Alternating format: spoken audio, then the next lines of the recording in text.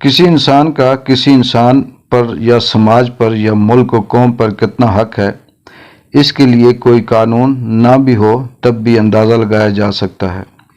जिस शय की जितनी इफादियत होगी उतनी ही कीमत होगी, इतना ही हक होगा।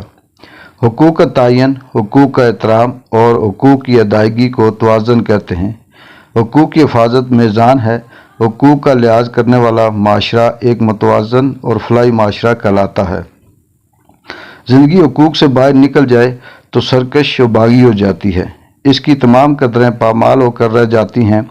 इसका तमाम जमाल ख़त्म हो जाता है। अगर ज़िंदगी हुकूक से महरूम हो जाए तो एक बेबस महकूम शय की शय बनकर रह जाती है।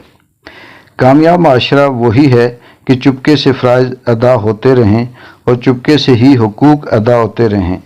जिस दौर में इंसान को हुकूक के उसूल के लिए जिहाद करना पड़े उसे जबर का दौर कहते हैं, और अगर हुकूक के उसूल के लिए सिर्फ दुआ का सहारा ही बाकी रह जाए तो उसे जुल्म का ज़माना कहते हैं।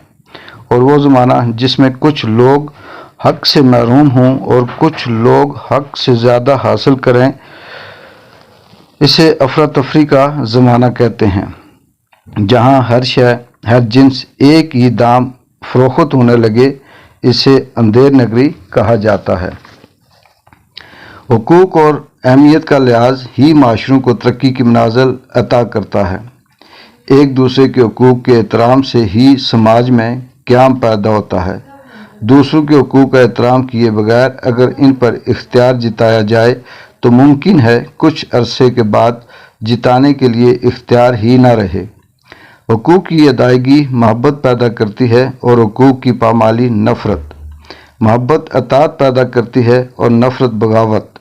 ताकतवर हुकूक अदा करता है तो ताकतवर ही रहेगा। हुकूक ना अदा करने वाला जालिम कहलाएगा और जालिम से ताकत छिन जाएगी। ये कुदरत का उसूल है। इंसान पर एक ज़माने में कई हुकूक वाजिबुल अदा हैं। तफसील बयान करना नामुमकिन है। सबसे ज़्यादा अहम 3 किस्म के हुकूक हैं, यानी समाज के हुकूक, अपनी ज़ात के हुकूक और अपने खालिक के हुकूक।